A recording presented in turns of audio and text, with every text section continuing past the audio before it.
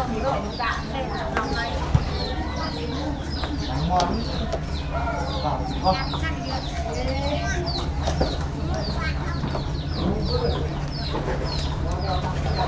เคนี่นั่นป่าแล้วปริกยารา นานเข่าได้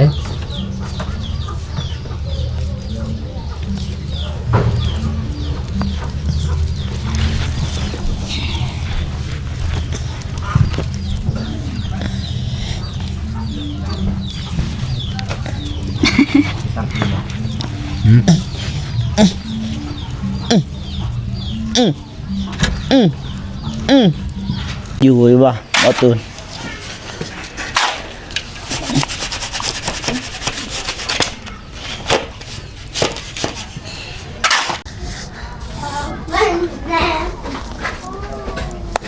นี่เห็นป่ะ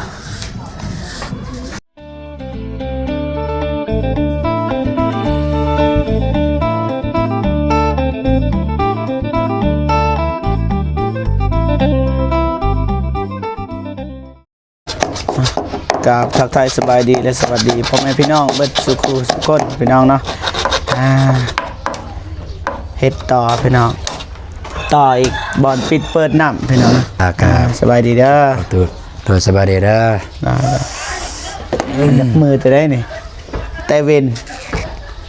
เอากลับมานำลังนะคนบอกแล้วแต่เฮิงนะคนสวย2คน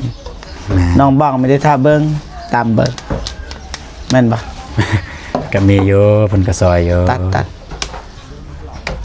ให้มันพอดีอยู่เทิงเลยปะพอดีเลยนี่ตัดหน่อยนึง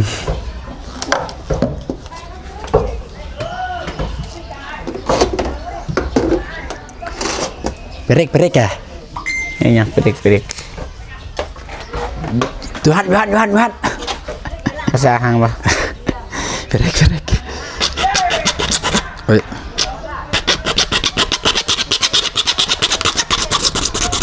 เจ็บต่อมาเบิ่งว่ามือนี่เนี่ยบ่เจ็บได้ซ้อนบ่วิธีการใส่บ่ส่งแล้วมันมีสายไฟเด้เพราะว่าสายไฟลืมเลยบ่ตูนคิดว่ามีอยู่เฮือนน้องเพิ่นเพราะว่าเห็นแวบๆตอนนั้นเห็นแวบๆไปเลยบัดเฮาลองมื้อนั้นเด้ฮะตอนนั้นในใส่ที่เพิ่นใส่ซากโทรศัพท์อยู่หั่นเสียบตู้เย็นเขาต้องได้แล่นสายไฟไหม้เลยมาพี่มื้อนี้ไอ้อนงบอกให้เจอกัน 10:00 น 11:00 นทุ่งวายบ่เพราะว่าละว่าน้ำบ่ตูนนี่มีงบแม่น10 ล้าน10 ล้านเอ้ยน้ำบ่นง8 ล้านน้ำบ่นง8 ล้านแล้วป่ะโอ้ดีแล้วสันพอได้ซื้อใหม่เนาะได้ซื้อใหม่มื้ออื่นมีแต่ว่านาทีเวียกของเฮาก็คือ1ไปแจ้งแล้วก็ให้ไปเซ็นใบต่อเฮ็ดใบไม่ได้นัดบ่ฝนบอกให้ในบ้านอยู่มื้อแม่นบอกบ่ฝนเลยตัวนั้นเนี่ยเพราะว่าบ้านบ่ฝนให้บ่ฝนไปบอกเลยแล้วก็ซองมาซ้ำมาก็ทางอนามัยเลยแป๊บได้ปะได้เยอะแป๊บเดี๋ยวท่านใส่กาวยังได้แต่จริงเนี่ยคือแบบตอนั่นเนี่ยห่อตอแบบนี้เนี่ยบ่ใส่ก็ได้รู้สึกว่าแพงนะฮะบ่เคยซื้อแพงปานนี้แพงบ่แพงเอ้าอาหารย่อยเด้ออาหารเพิ่นซื้อแล้วก็มาขายต่อเด้อนั่นน่ะมันแพงถ้ามันอาหารใหญ่เนี่ยบ่แพงหลักพันบ่ฮอดหลัก10ซะนี่แป๊บใส่เนี่ยใส่ห่างก็ได้บ่ต้องใส่ทีโอ้ค่อยฮู้แล้วคันเราใส่จำเทิงเนี่ยมันเวลาใส่สิมันบ่ฮอมันใกล้ต้องตัดให้ลงมา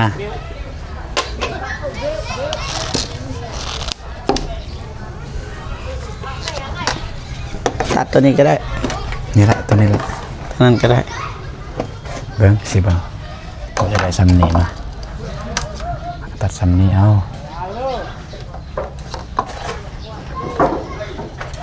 สบายดีเด้อFC มาเบิ่ง สิบ่เจ็บ บ่แม่นคนข้างเฮือนบ่ตูนจัดการให้เรา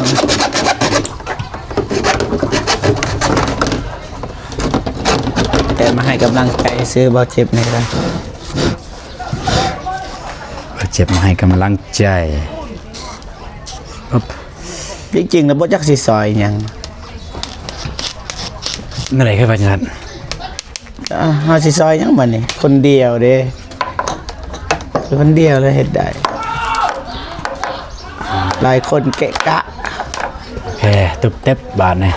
ใส่กาวเลย วันนี้ใส่กาวได้บาดนี่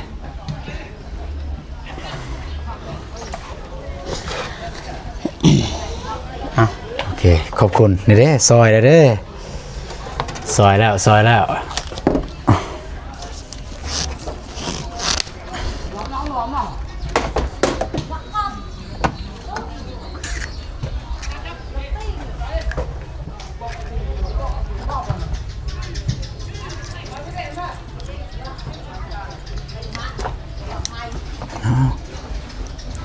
ไปอยู่นอกเนาะ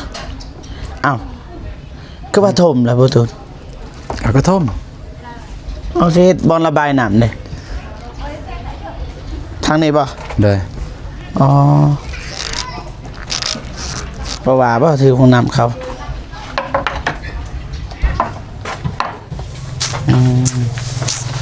สบายดีน้องบอง โดยสบายดีเลยเจ็บ เดี๋ยวไปบาดเฮ็ด จับให้น้องบองจับก็ได้ น้องบองเอาจับกล้องขอบใจ แจ้งเนาะกองมาเจ็บเนี่ย โอ้รุ่นเดียว รุ่นเดียวกับกองอายได้บอง รุ่นเดี รุ่นเดีย ยว ว ฆ่าคน เจ็บแจ้งดี เฮาเปิดไฟ ยังว่าอยู่ บ่เฮาเปิดไฟมันแจ้งเด้ บ่ตาง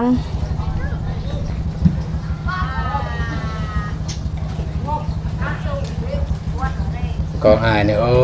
ยคนบ่งามคือน้องบองเนี่ย อยู่กันเบิดมือบ่มื้อนี้ โดย พักผ่อน โดย เมื่อย ได้ความรู้สึกไปเที่ยว ดีใจ ดีใจ โดย เบิดที่ซ้ำนั่น ตุบตับอันนี้สิติงอะไร นี่คักบัดนี่อยู่นี่อีก ยานบ่ลายบ่ พอแล้ว ลายอยู่ บ่อยู่นี่ อยู่นี่ เพราะว่าเฮาเปิดปิดอยู่นี่มันสิตีไงนะอยู่นี่บ่ตูนให้มันพอดีเลย นี่ให้มัน มันบ่ฮอดตัวนี้จัง บ่มีตังค์บ่หันตัวนี้ก็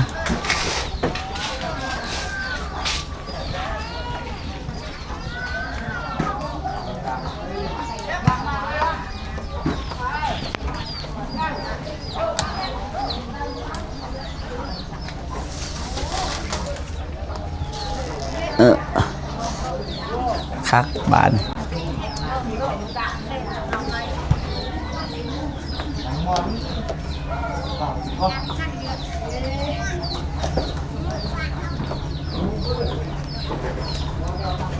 โอเค นี่ แม่น ปลาแล้ว บ่ฮอดเป็นนี่เลย ฮะ แล้วยูออกกันบ่แล้วเอาตังค์มาใส่ มีวิธี นี่กระสอบนี่จะยืนอยู่นี่ เอากระสอบมาหนักเลย มันก็นักนะกระสอบสาย เอ้า นักเด้ เอาไปตุ้มเกะกะ แห่งจองใหญ่มาจับเอาก็จับ เอาขึ้น โอ้เมนเลยเปิดตัวดิ ดี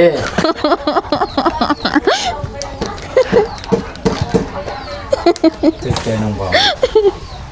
เยอะไปปะวะ บอกว่า มันเสียนั่นนะประเดี๋ยว ได้สำใดสำหนึ่ง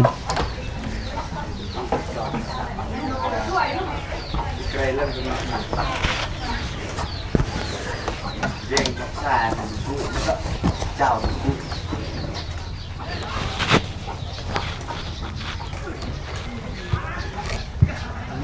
ันมันได้เข้าไม่ได้หันสิเข้าเลย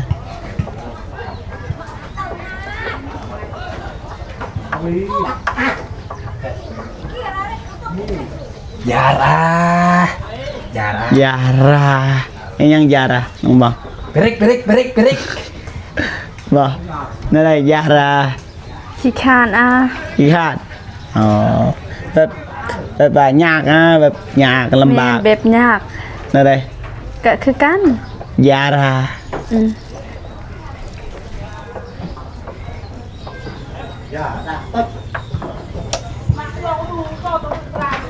โอเค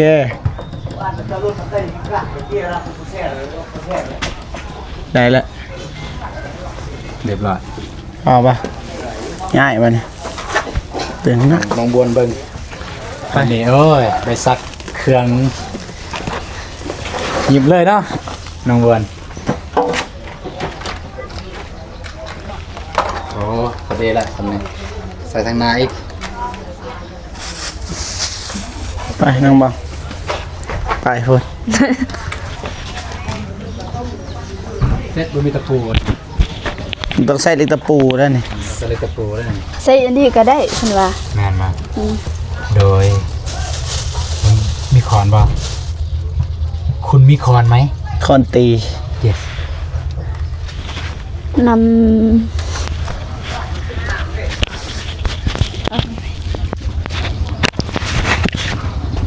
เป็นในน้ำบองแล้วหูใหม่อย่างเนี้ยแก๊บเราไปติด ประสบการณ์นะเด้ อ่าได้ปะ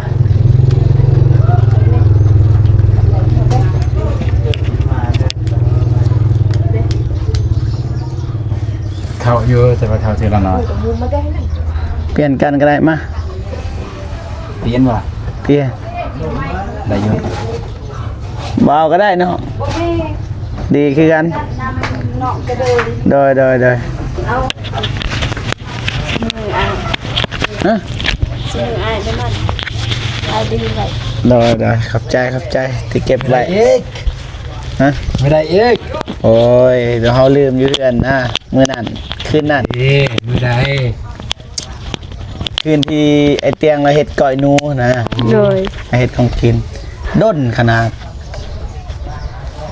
แต่ว่าน้องเพิ่นเก็บรักษาไว้คิดว่าเอาไปใส่เลย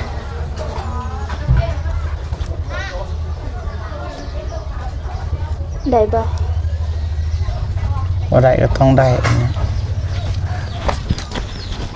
ได้อยู่ นี่น้อง เอา บอ นี่ ก ก็ได้ แต่ไม่ใช่แตกที่ เอามา บ่มีน้ำสิล้างถ้วยน้ำออกบ่อ๋อซอยบ่ได้เลยใส่น่าได้เลย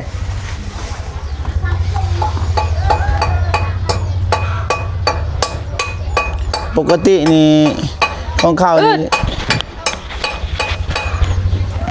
ติดดินนะแล้วก็เอาปูนใส่คันมีปูนมีป่ะเปอะถ้ามีดนี่เอาดินจีก็ได้ปะดันลุมนี่เปอะพอดีบัดดนมันกันแน่นเอง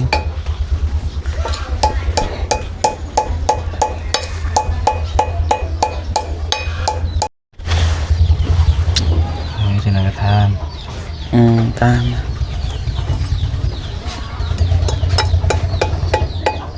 ถึกมือเลย ติดมือย าระมาสิหันมาปริกมาสิหันมา ฮู้มาแต่ใส่คำเว้านั่น เด็กเอาลมสาวบาดหังมันก็ต้องหูแต่ว่าภาษาบาดหัง ปริกยาลางานเข่าได้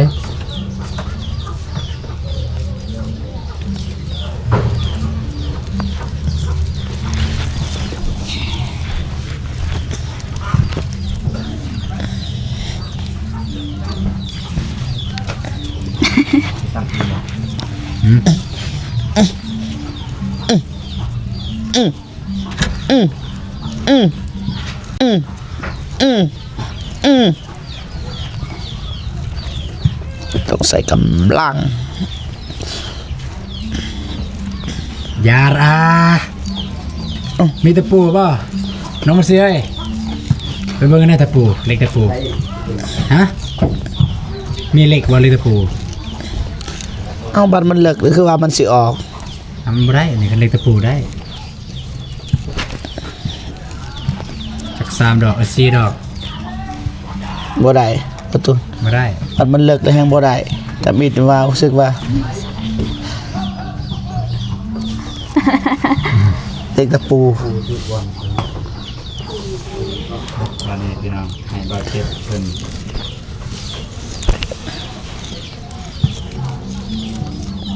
บ่ได้ประตูนะ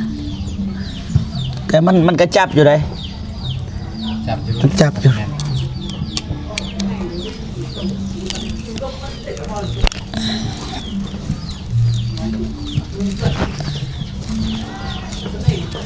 บ่เข้าละออกห่อนออกคนเลยต่อกับบกายัดมันหักอีก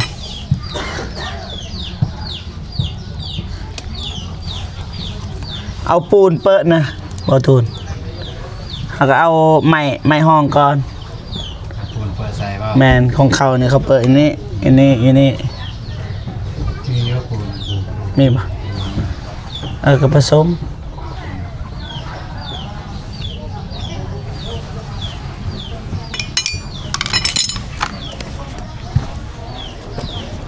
ก็ได้ผสมมา สมในหนึง น้องบอง มีส่วนน้องบัง ส่วน yes ส่วน ครบเบิดน้องบองผสมให้ใส่บ่นี่ พอดีเลยผสมในลายเลย ฮะ จะได้เปิดใส่นี่เลยหอมๆนี่นะไม่ให้มันเคลื่อน ถ้ายืมก็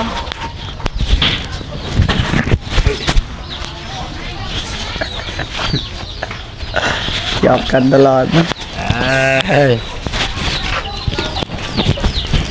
ส่วนกันผสมอยู่นี่ปะประตู เลยผสมอยู่นี่เลยอยู่บนนี้ก็ได้ง่ายๆนะจัดนี่ว่าตะปูนมันสี กระยาแล้ว มันบอกอะเนี่ยมีส่วนปูนนี่ก็ได้น้องมันสีเอาปูนเปิดใส่น้องมันปูนน้องมันสีเป็นหากันมาแต่เวียกคนน้องสบายดีเด้อน้องมันสีเด้อเด้อ จะน้อยไปเอาส่วนกัน เดี๋ยวใส่ผสมปูนแล้วก็ เอาไม้ห้องกันทางลุมมื้อหน้าเนี่ยออกก็ได้เรื่องเสียเอาไม้ท่าน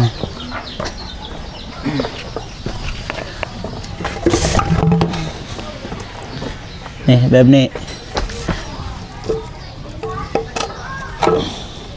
โอ้ตับ นั่นบ่ นี่ แนวนั้นมันเป็น นี่ซ้ำนี่มื้อหน้ามันก็จับเพราะว่านี่มันจับอยู่แล้วปูนนะนี่ซ้ำนี่พอดีมันก็แน่นี่แหละเอาแต่ซ้ำนี่แหละนี่ซ้ำนี่มานี่มันก็อยู่เลยขันมือไปเหยียบมันก็หักแน่นอนนี่ซ้ำนี่โอเคป่ะ แค่ส้มปูนบัดนี้น้อยนึงก็ได้นะ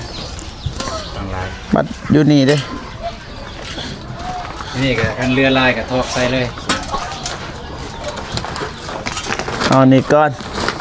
เท่าไรนี่ ฮะเอาเพราะว่าบางทีว่าสิอยากทอกอยู่นี่เลยก็ได้จะน่าก็เอาซ้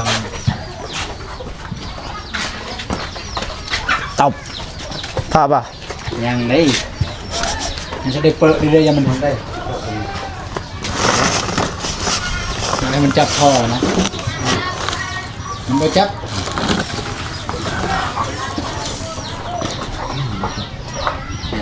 จำตีที่มีตี ยังป่ะ ได้ใส่อันนั้นอันนี้หนึ่ง หนึ่ง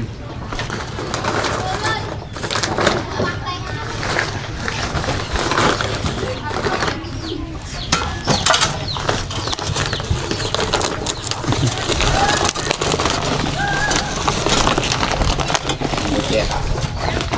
ผ่านะน้องบองผ่านะ มันแข็งแล้วบ่ บ่ เพราะว่ามันแข็งโตเลย โอ้แข้งนะเอาผ่านะโอ้ย ได้เยอะ ได้ปะ ได้เลยว่าได้อยูปูแล้วนะไปเอาผ้า มันจะแข็งนะ ฮะ มันจะแข็ง ได้เยอะทุกได้สำนึงได้เยอะสมันได้เยอะ ได้แล้วเอาใจเอาอีกปูนหน่อยนึง หนึ่งอีก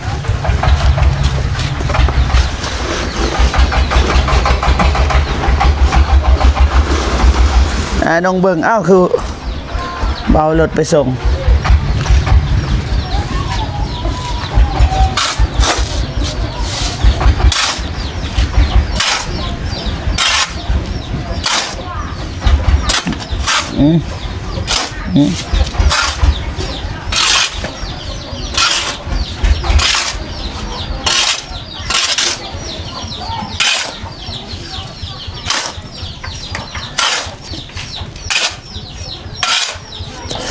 เจ็บแขวเลย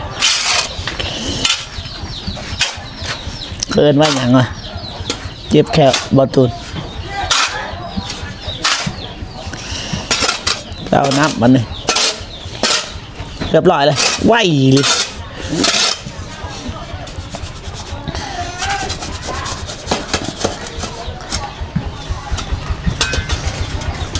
วางไว้ทันใจเกียมเบิดอาศัยเลยใส่เลยใส่เลยใส่เล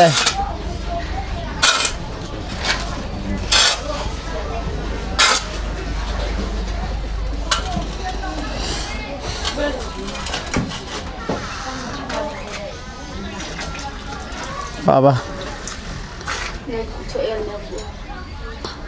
นี่ยังน้องบอกไม่นะภัยน้ำบอตูนออกสันบอตูนต่อเห็ดบางอย่างหรือว่าปะเลยให้มันจับแบบนี้เลย เหรอมอรถเพื่อจะใส่อย่างอื่น ว่ามีคนตื่นได้ยุค มันได้กระตูได้มันยาวเลย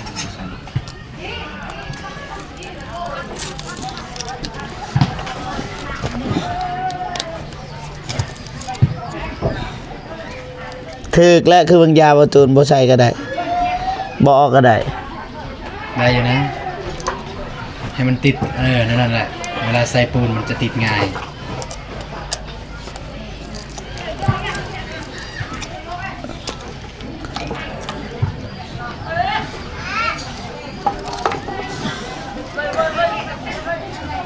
เอาได้ถ้ามันติดมันต้องห้องมันห่างมีปูนเข้าในเลยแบบนี้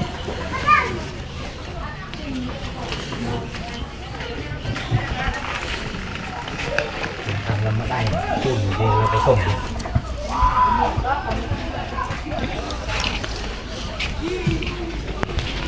ข้างบองเม็นนะ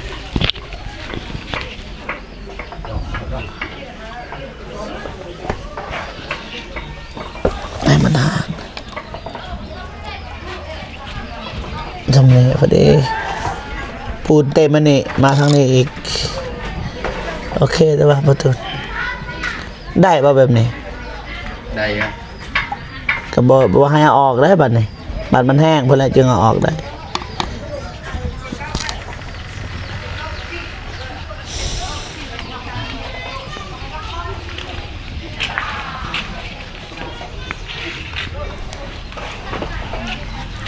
ก็ ยารา อย่ารา บริกอ่ะ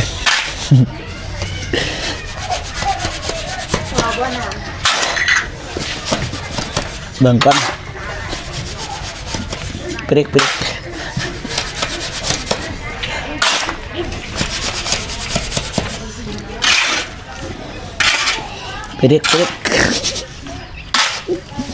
ยังเอาน้ำลงว่า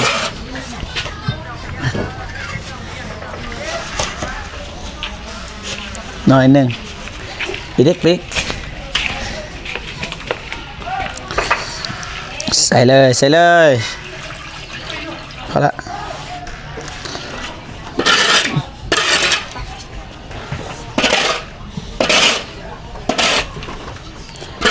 พริก กดเลยตอนนำออกหันกดเลย พริก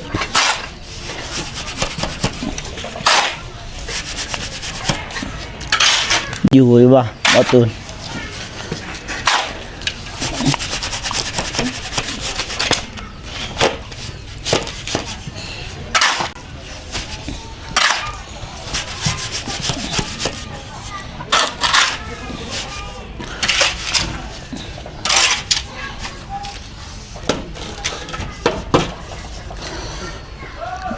ใส่อันนั้นเด็กขู่มีปะ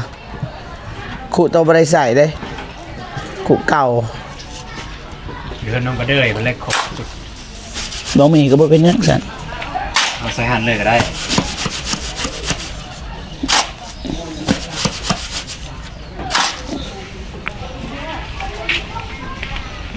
แบบใดบ่ตูน2คนนั่นแหละ ใส่เลย บ่2คน แป๊บ บ่เจ้าแป้งเบื้องนั้นบ่ตูนขอยสิจับเองแบบนี้ ให้น้องบองจับก่อนมีเจียงว่า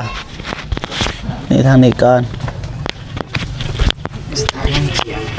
โอเค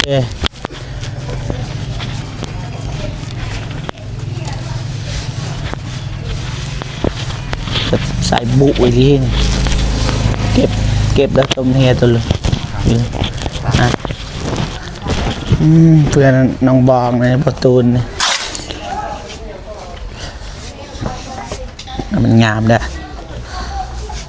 นี่เห็นปะปาด ปัดโท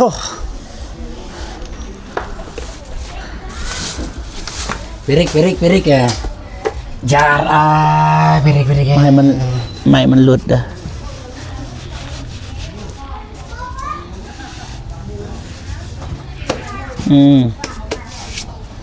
ไม่มีแนวมาสูดได้ เชียงแล้วน้องๆก็เดยหมดแล้วเอาหน้าทุกคน เลือสับ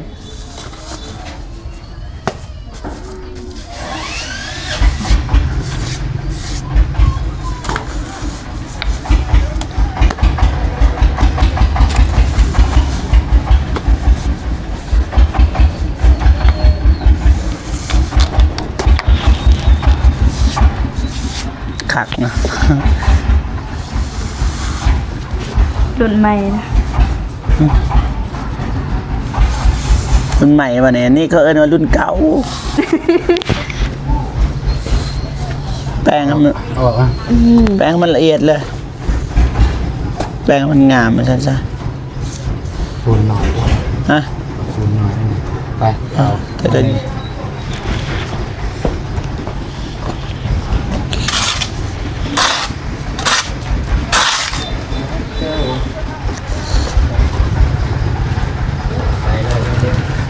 โอ้หนู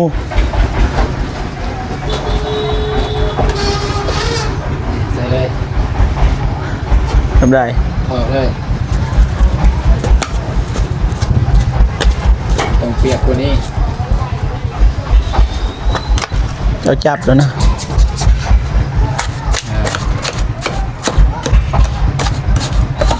บ่ได้บ่ได้ จับได้อ่ะ มันแต่เจ้าแป้งเอา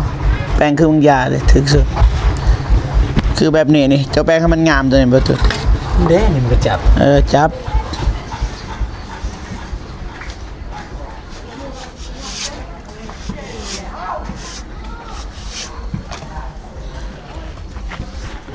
เชียงเจาะมาก่อนก็จับแล้วบัดจะพาเห็ดแบบนั้นมอยซูนเลยได้นี่ yes sir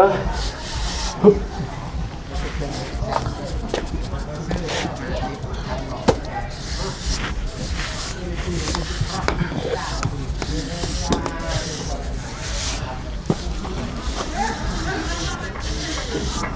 Yar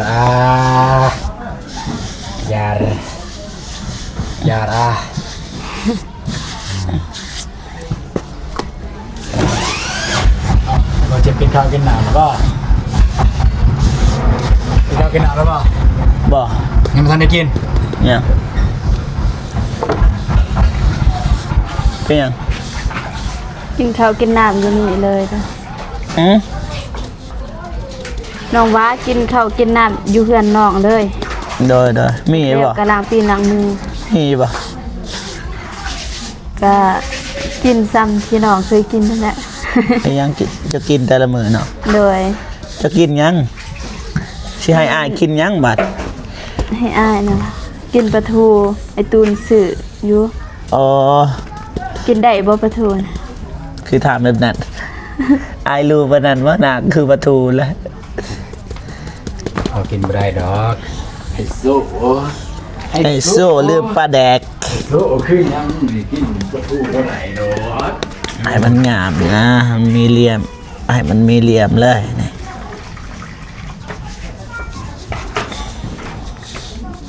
ตอนบรรลัยก็ลายจังกันมันแห้งก็ดีมันกันแน่นมือนี่แป้งอีกด้านหลังนี่เขาแป้งบัดเขาออกตัวนี้ครับแป้งอีกเท่านึง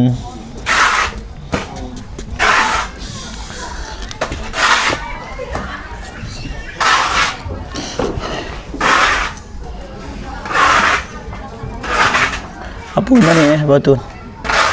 หน่อยหนึ่ง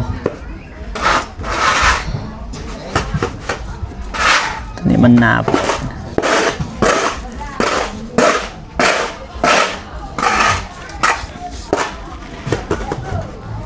เอาปูนมานี่นะหน่อยหนึ่งบอตูนมาตักมา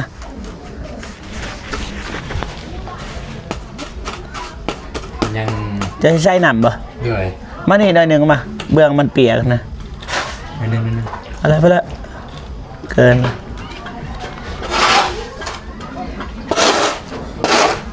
โอ้เกินละ สามีพอดี มันยาก วันนี้ เสื้อนี่นะอันนี้มันจับเลยถ้ายังบนได้เขาใส่ลายๆแต่มันสิบ่จับมันมีน้ำหลายมา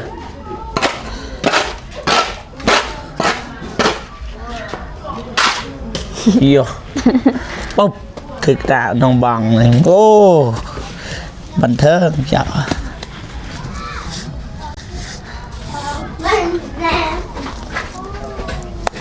นี่เห็นปะ เมาหรือบ่ ยัง ไปส่งน่าจะเหมือเลย น้องก็ลืมเอาไปส่ง เขากำลังโบกยังดนนะตามเบิร์ จะมาในนงบุเลย บุ เราไปมาเอาอยู่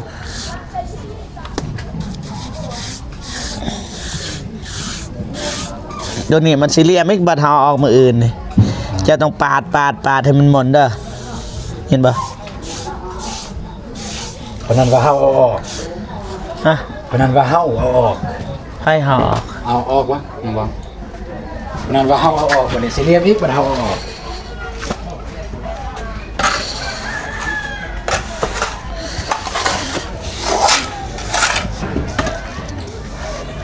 ก็เสียเหลี่ยมแต่ว่าเจ้าก็ต้องปรับอีก ยาราเจ็บปะ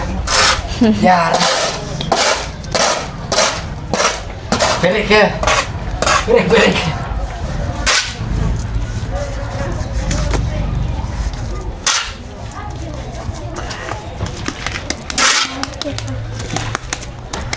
แบบนี้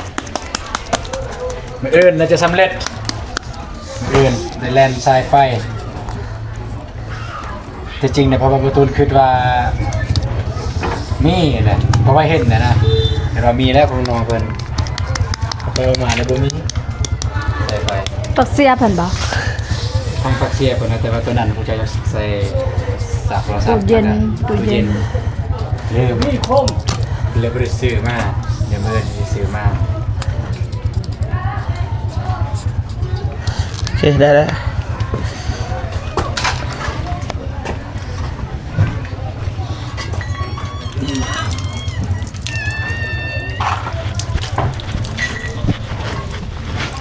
ยาอา ญาติล้างมือกับเจ้ายังสิมาถ่าย ยาอา เห็นใจซีเบิ่งบ่ โดย แล้วเด้มันสิกินข้าวแล้วบัดนี้ มาใส่สบู่บ่ บ่ ได้สบู่ บ่จังไหนเปลือง ยาอากริกริกริก นี่สะอาดต้องล้างลายประหยัด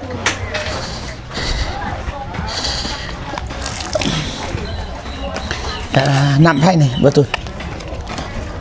น้ำเจ้าวะ มานุ่งบอง FC บ่ตูนบ่ ผู้จักเมาตูนบ่ จ้อมตูนจ้อม จุ๊บไปจุ๊บ จ้อมจิบจ้อมจ้อมเคยไปลุมมาไปเลย น้องวันส่วงอ่ะวันส่วง นะน้องบัง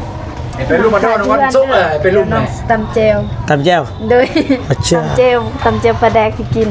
เด้อ แซ่บได้เจ็บไปเลย เจ้าปลาแดก โดย เด้อโอเค ไอ้กินได้บ่ปลาแดก